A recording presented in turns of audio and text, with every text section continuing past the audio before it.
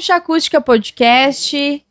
Esse que é um podcast que amplia os seus horizontes auditivos. Estou aqui com o Tocha para um episódio muito especial, muito bacana, que é patrocinado pela Vitrola Livros. A Vitrola que leva aí livro a todos os lugares e está em mais de 1.000 cidades, com mais de 3.000 pontos de vendas, né, Tocha? Nossos parceiros aí, Vitrola Livros, Cressol Cooperar também, através da agência Conecta, que está conosco desde o início. Nossos parceiros aí, a Cressol Cooperar, que faz, através da agência Conecta, um atendimento digital, mas humanizado. Você faz tudo da palma da sua mão, mas é um ser humano, é uma pessoa que está atendendo lá, e esse é o grande diferencial. Parceiros aqui do Concha Acústica Podcast. Quem está conosco hoje? Isso aí. Quem está conosco hoje é o Luiz Teles, ele que é diretor nacional de Storytelling e Inovação da Artplan. E nós queremos te ouvir falar um pouquinho como que é fazer cobertura real time, como é que é esse teu trabalho, como foi palestrar também aqui no Noroeste Summit. Muito bom. Primeiro, obrigado por vocês estarem me recebendo. Seja bem-vindo. É sempre um prazer poder compartilhar em vários canais um pouco do que a gente vive no dia a dia. E especificamente falando de Rock in Rio, que é uma coisa apaixonante, né? Então eu vou começar pelo final. Estar aqui em 3 de maio é uma coisa muito legal. Eu não conhecia a região de maneira geral. Fiquei muito feliz com o convite e acho que a Ana tem um ponto muito importante quando ela fala na abertura da gente ter essa... gostei muito quando ela falou que a inovação não tem CEP. Né? Então esses lugares, e isso pode acontecer em qualquer lugar, em vários aspectos, não só com a inovação.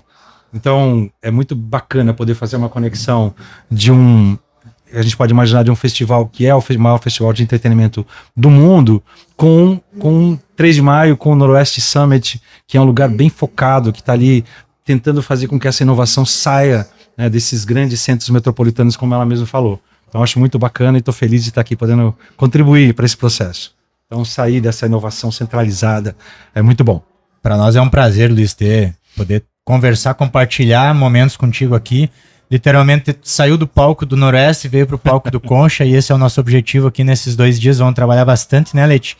E para ter esse conteúdo, para ter esse material, falando em material, a gente fez o dever de casa, né? Foi estudar bem. Tem a Leite fez umas anotações muito interessantes, e tem uma anotação que me chamou a atenção, eu até sublinhei aqui, quero que fale um pouquinho, tá aqui. Luiz Teles, artista plástico, contador de histórias. Essa parte é muito interessante e a gente quer ouvir essa parte do contador de histórias, Luiz Teles. Então, eu, desde muito cedo, na verdade, toda a indicação para aquilo que eu queria fazer como curso de formação, ela veio de um desejo de fazer histórias em quadrinhos. Então, começa aí essa história. 13, 14 anos de idade, eu falei, olha, eu quero fazer isso, eu quero contar histórias dentro desse formato pelo qual eu sou apaixonado. E nesse processo de fazer histórias em quadrinhos, eu comecei a pesquisar e atrás de algumas ferramentas importantes para isso. Uma dessas ferramentas é o roteiro. Então foi pela primeira vez que eu tive contato, a partir até de uma indicação de um outro amigo meu, numa cidade do interior do estado de São Paulo. Eu sou de Rio Claro, no interior do estado de São Paulo, então eu também sou um garoto do interior, que depois migrou para a capital, São Paulo.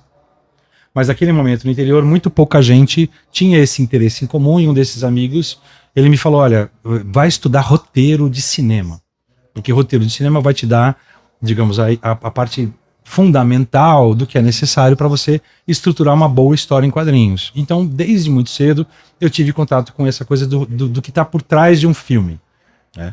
Isso fez com que eu fosse estudar artes plásticas, porque eu queria desenhar, eu tenho essa habilidade manual, eu mantenho isso até hoje, mantenho essa atividade de artista plástico em paralelo com tudo que eu faço, então eu também sou um artista plástico hoje. E aí esse interesse pelas histórias nasceu aí. Eu fui percebendo que eu tinha ali um desejo mesmo de entender como é que as histórias funcionam estruturalmente. E tudo que eu fiz a partir desse momento, seja histórias em quadrinhos, seja no meu trabalho de arte, e depois de um tempo conseguir conectar isso com o meu trabalho profissional dentro do marketing, dentro da comunicação, tinha de alguma forma a ver com narrativas. E mais recentemente, nos últimos 10, 15 anos até, eu consegui focar e construir um repertório sobre a arte de contar histórias, que em inglês é storytelling, né? Então essa arte de contar história, ela tem uma estrutura, ela tem uma técnica, ela tem uma série de desdobramentos. E eu parei para me dedicar então a aprender cada vez mais, com cada vez autores diferentes, como é que essa coisa funciona. Então acho que é por aí. Então hoje eu me vejo um contador de histórias visuais, porque eu predominantemente faço trabalhos de arte que são imagens, que são pinturas, que são livros pintados, e eu exerço esse papel de contador de histórias dentro da minha posição profissional atual.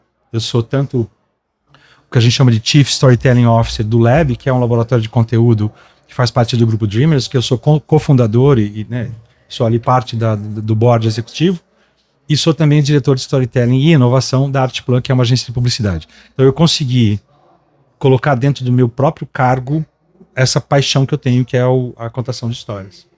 Muito bom. E quem não acompanha ele nas redes sociais precisa acompanhar. O Instagram dele é repleto de histórias em quadrinhos e de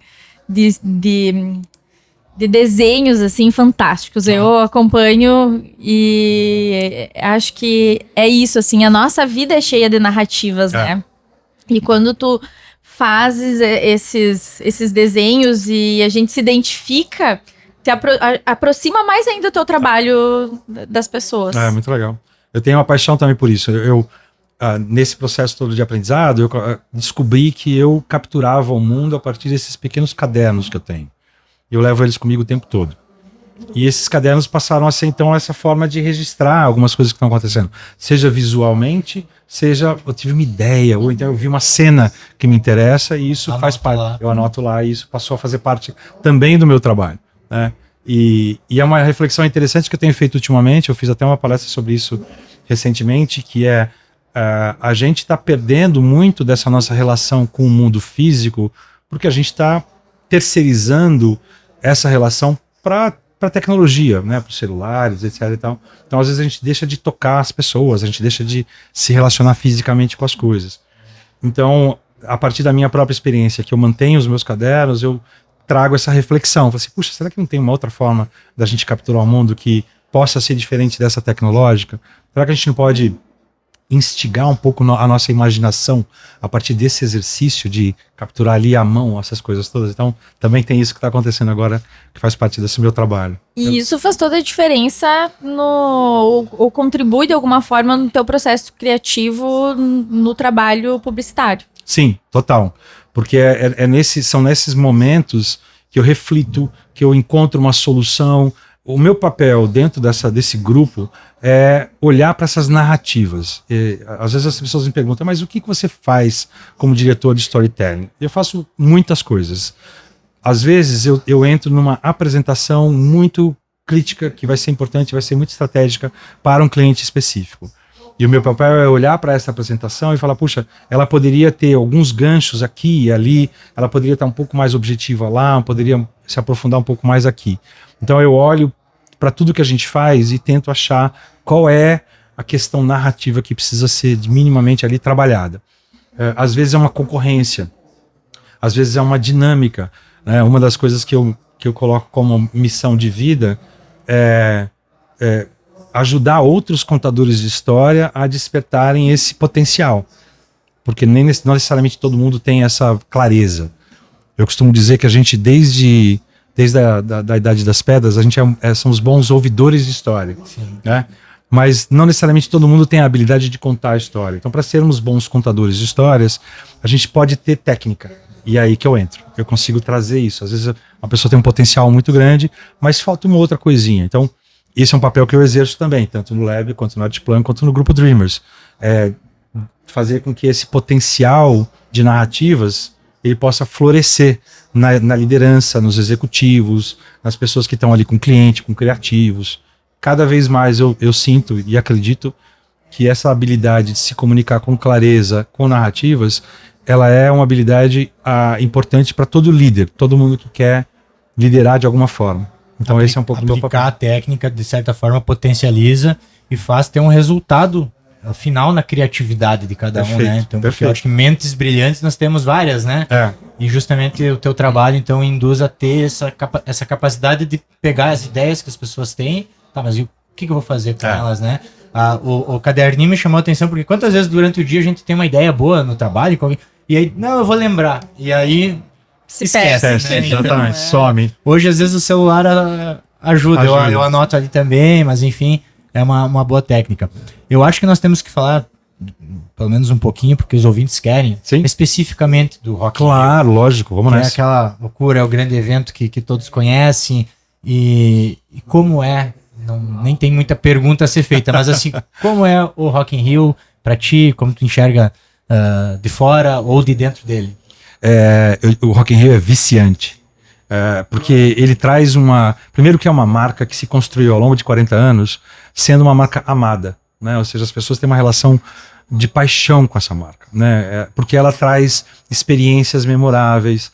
Você lembra daquele festival, daquele artista que você estava com uma pessoa que você amava, e você tem, então ela está associada a coisas muito positivas, muito boas. A experiência do Rock in Rio, para quem foi, ela é uma experiência muito marcante também por isso. É um ambiente dentro da cidade do rock que parece que a gente está vivendo numa realidade alternativa, porque é tudo muito mais tranquilo, as pessoas se dão bem, sabe? Não tem confusão. Então é uma paz natural causada pelo ambiente. Então é uma marca que propicia todas essas sensações, e isso faz com que ela seja muito amada. Quando eu entrei no grupo, o Rock in Rio faz parte do grupo, ele nasce dentro da Artplan, ele vira depois um festival. A Artplan, como agência de publicidade, ela é mais antiga do que o Rock in Rio, ela já tem aí os seus 50 e tantos anos, mas ele se consolidou como marca e, como eu falei, né, causando essa conexão emocional muito grande. E uma das primeiras coisas que eu fiz quando eu entrei foi justamente vivenciar um Rock in Rio. Eu consegui entrar entre um final de semana e o outro final de semana, foi em 2015, quando eu fechamos, né, que eu começaria a trabalhar nessa posição. Foi numa terça ou uma quarta-feira, e na sexta-feira eu fui para o Rio para poder vivenciar um dia de Rock in Rio que mudou radicalmente a maneira como eu estava olhando para aquela marca, para aquele festival, para aquela experiência. Então, desde muito cedo, a minha relação com esse lugar onde eu estou hoje, ela passa por essa marca do Rock in Rio. E trabalhar lá é isso, é viciante, porque você tem coisas que acontecem, que elas lidam com uma coisa mais emocional e, ao mesmo tempo, elas fazem parte de uma operação absolutamente complexa, né, que tem vários detalhes. E o nosso mentor, que é o Roberto Medina, que foi o criador do Rock in Rio, ele tem uma verdadeira obsessão pelos detalhes. Ele quer que essa experiência seja impecável em todos os níveis, para todo mundo que está lá. A gente brinca que ele vai passeando pela cidade do rock antes da gente começar os festivais, e ele vai olhar o detalhe da flor, da decoração, que poderia estar desse jeito ou daquele jeito. A experiência do artista no palco é uma delas. É uma delas, exatamente. E o Rock in Rio é reconhecido internacionalmente como sendo um dos festivais que tem um acolhimento fora do padrão internacional de acolhimento de artistas. As pessoas gostam muito de vir para cá porque tem essa preocupação com o que vai acontecer, como é que é o traslado, como é que vai ser, né, as dependências do camarim, enfim, tudo isso que a gente conhece bem.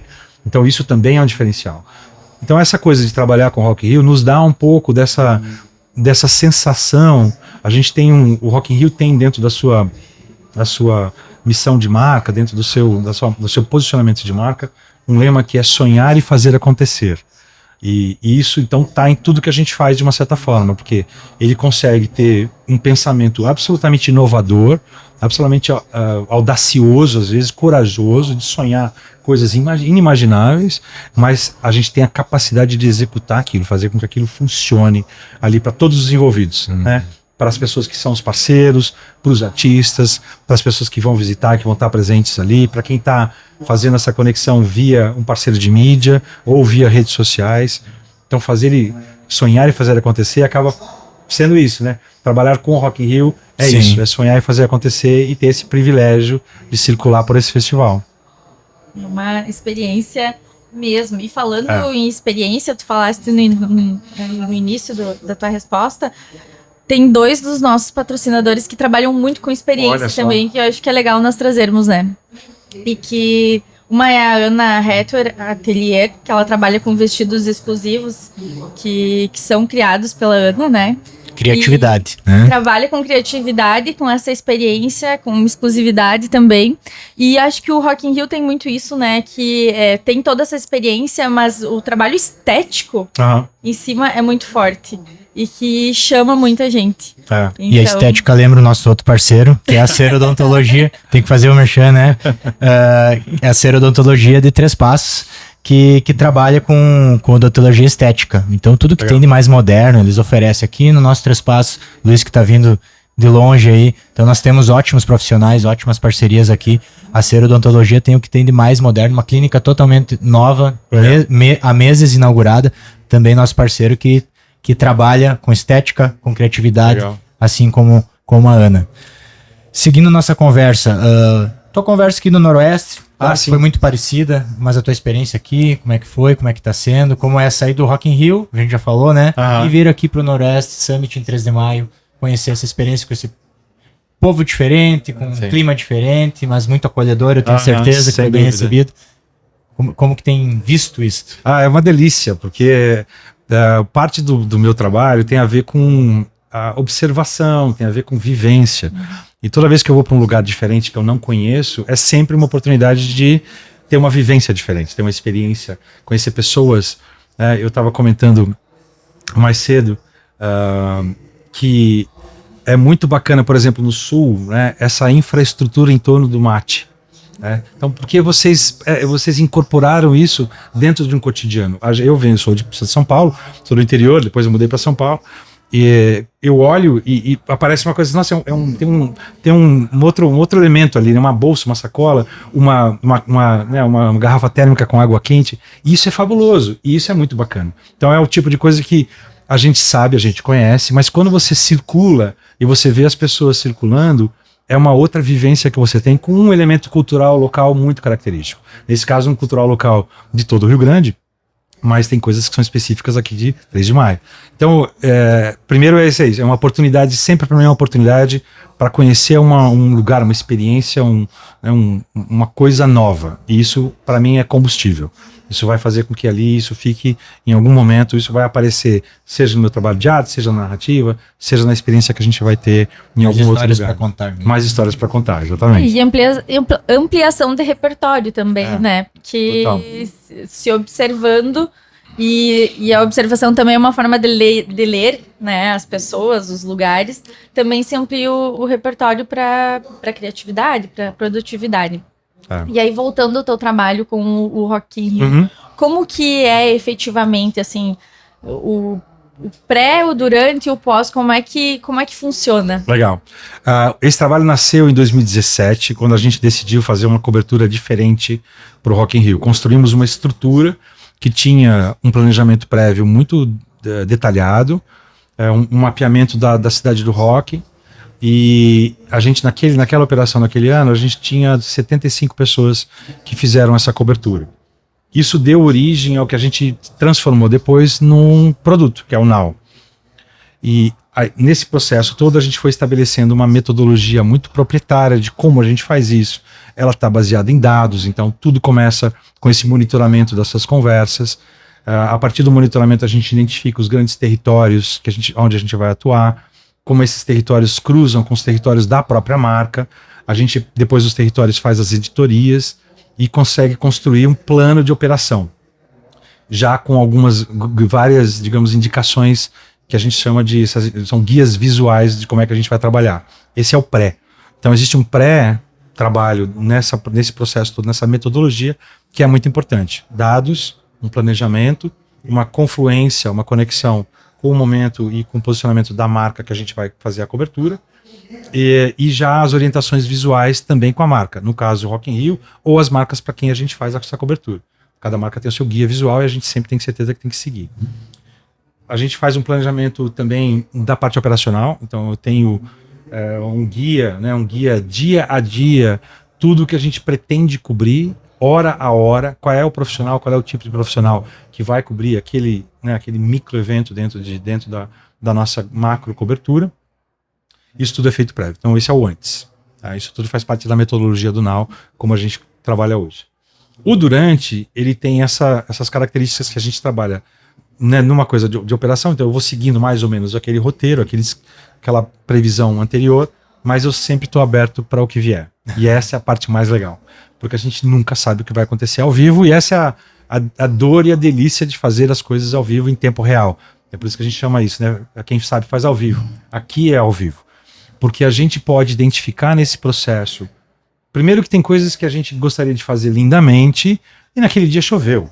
Eu não consigo controlar a chuva. Então eu vou ter que reorganizar um pouco daquela pauta para cobri-la com alguma outra coisa.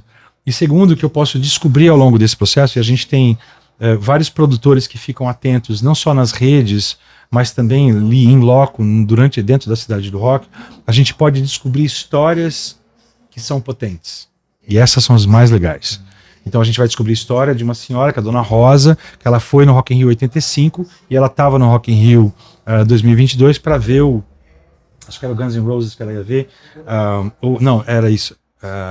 Se não era o Guns N' Roses, era alguma outra banda americana, e ela era super fã. E a gente descobriu, então ela vem, ela conta essa história, e ela fala como é que ela queria vir, ela ia vir com um grupo, ou seja, esse tipo de possibilidade só acontece para quem está muito atento ao que está acontecendo ali durante o evento na Cidade do Rock.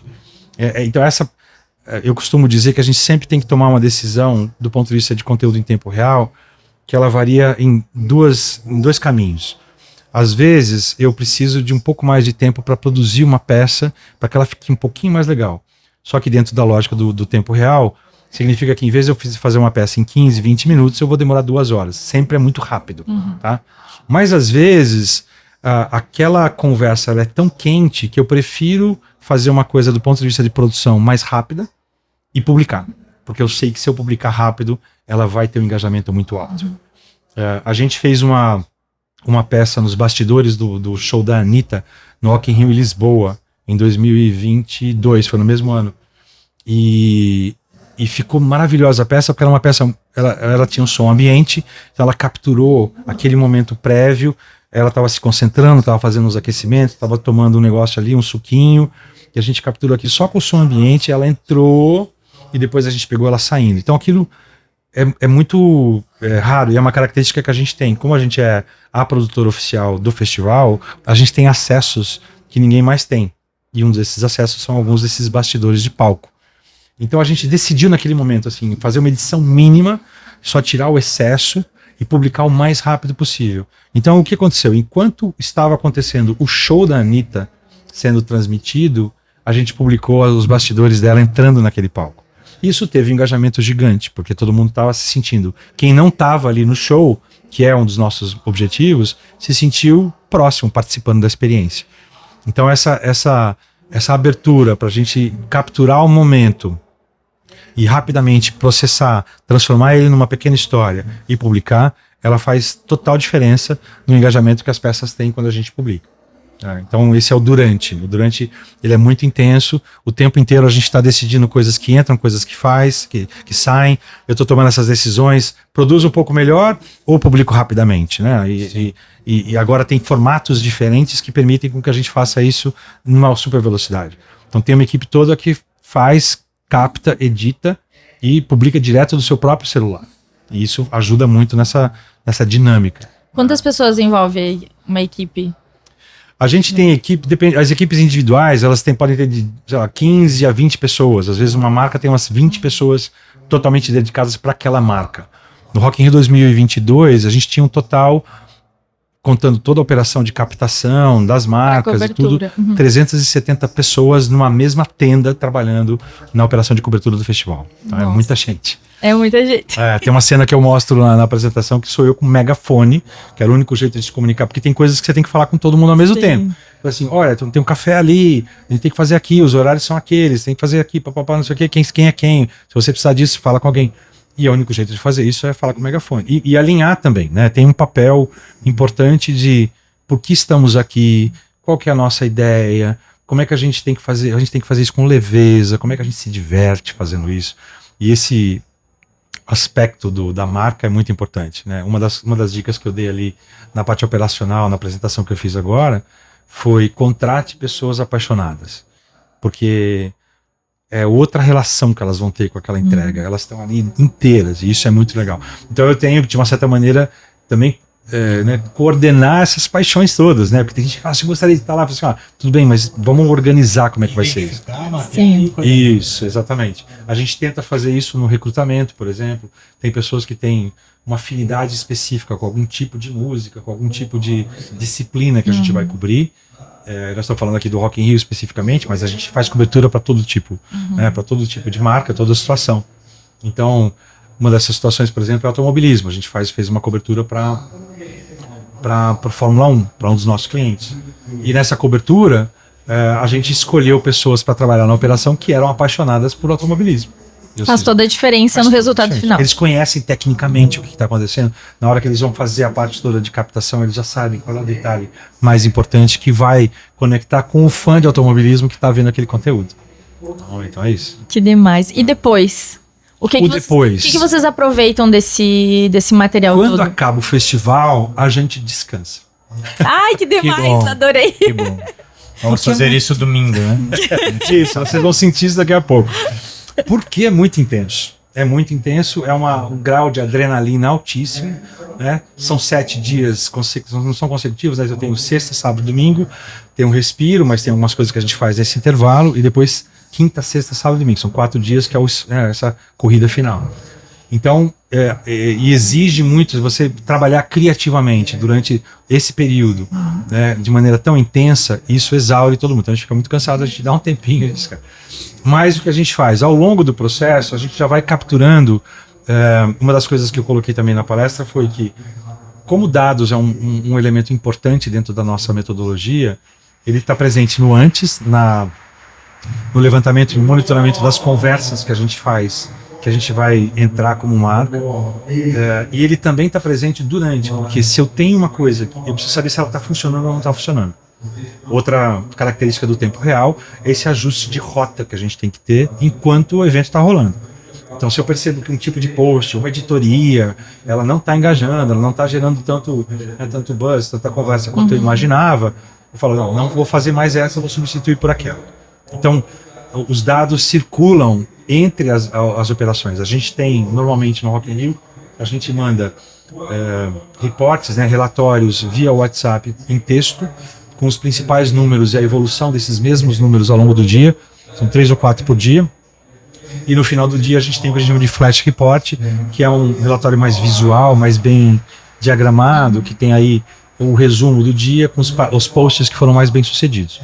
Então tudo isso já é uma coleção de informação que vai servir para a gente depois fazer consolidar essa história toda para saber qual é o resultado que a gente teve, o que funcionou, o que não funcionou, do ponto de vista criativo, do ponto de vista estratégico. A gente achou que a gente ia ter muita gente falando sobre essa editoria, descobrimos que não.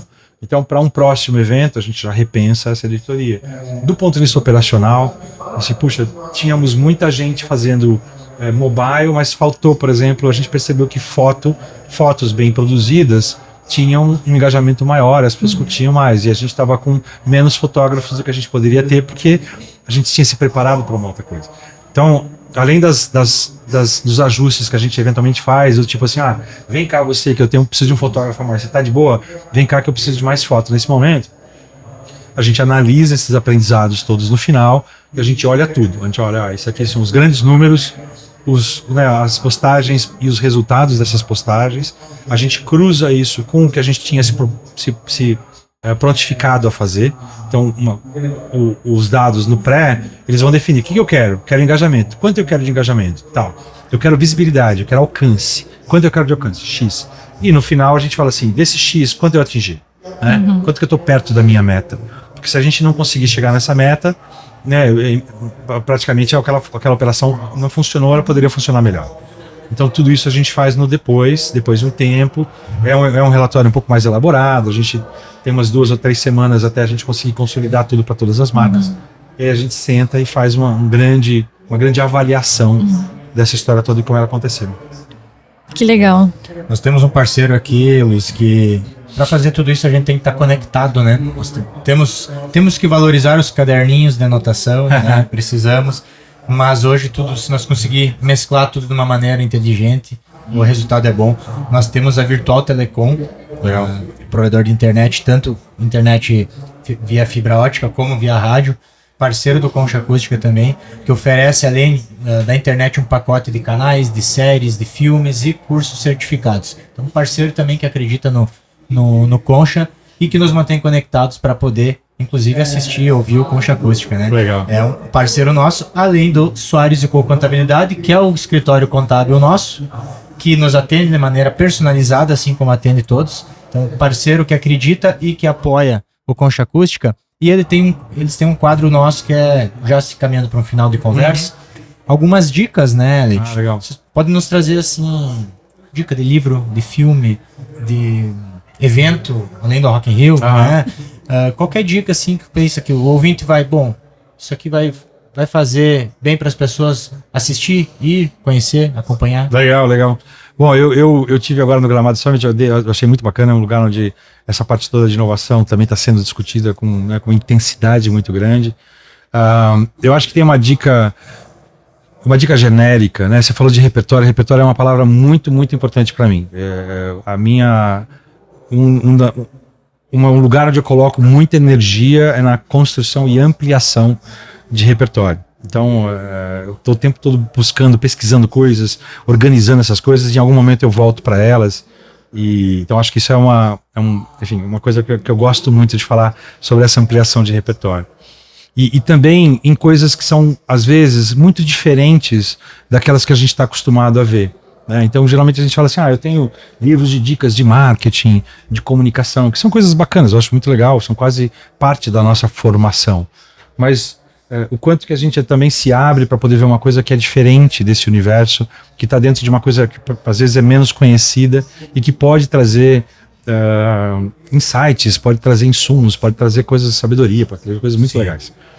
E recentemente, faz uns anos, nessa busca dessas coisas um pouco mais que tem a ver com histórias, que tem a ver com narrativas, que tem a ver com mitologia de maneira geral, eu tive contato com um livro que se chama A Queda do Céu.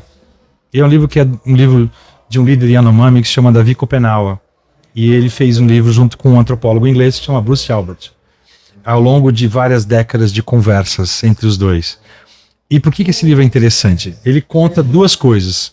Ele conta o processo do Davi, então 3 coisas na verdade. Primeira, ele conta o processo do Davi se descobrindo um xamã, que é uma figura absolutamente importante dentro da cultura Yanomami, que faz uma conexão com sonhos e com os espíritos da floresta a partir dos sonhos. E essa por si só já é uma história muito bonita, dele se entendendo como esse sujeito importante politicamente, ele vai ter uma atuação política também por isso. Né? Ele é importante porque ele conta a história da mitologia Yanomami nas conversas que ele tem com Bruce Albert. Né? Então, como é que é o mito de fundação, quem é o grande fundador dessa cultura, como é que essas coisas acontecem, e você vai entendendo por que essa relação com esses elementos da natureza ela é tão natural, porque é como se fossem parte da família, né? São familiares que estão todos juntos. Alguns são seres humanos, outros são seres da natureza. E o terceiro ponto importante desse livro tem a ver um pouco com essa coisa da linguagem, né? Ele é um exercício de comunicação e é quase uma tradução. Então você tem uma pessoa que conseguiu traduzir da língua do Yanomami junto com o próprio Davi, que aprendeu o português para poder conversar com o Bruce.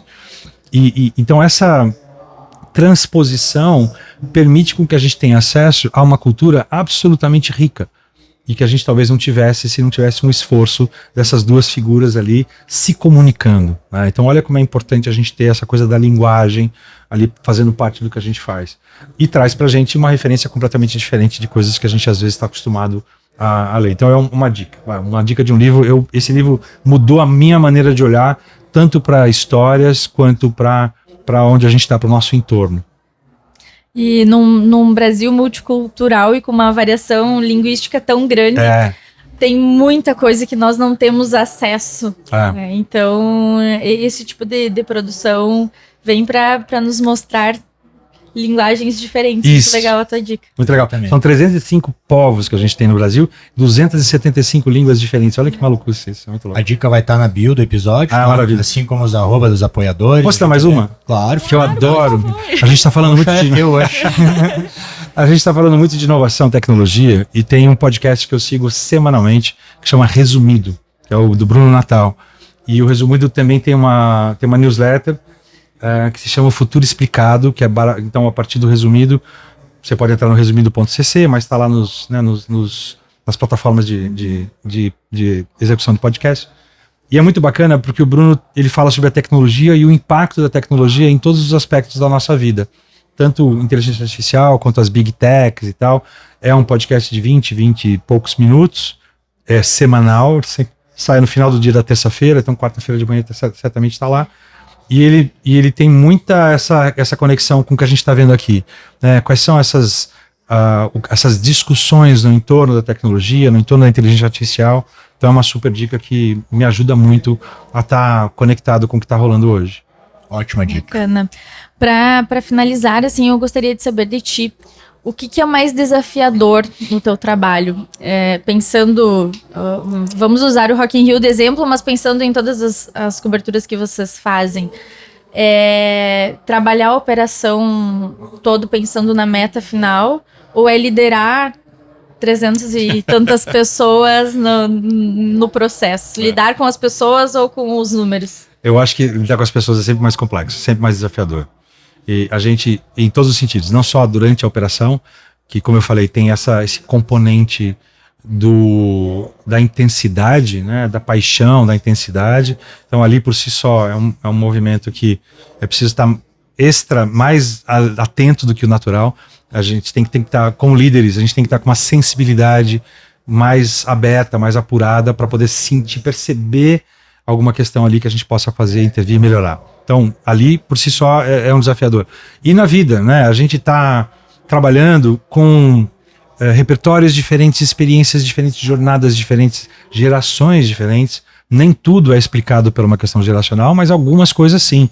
Não por uma questão de idade, pura e simplesmente, mas por uma questão de que uma geração foi exposta a estímulos diferentes de outras gerações. Isso faz com que ela tenha referências diferentes. E algumas dessas, quando se junta algumas dessas referências, você pode ter alguma questão, né, alguma tensão.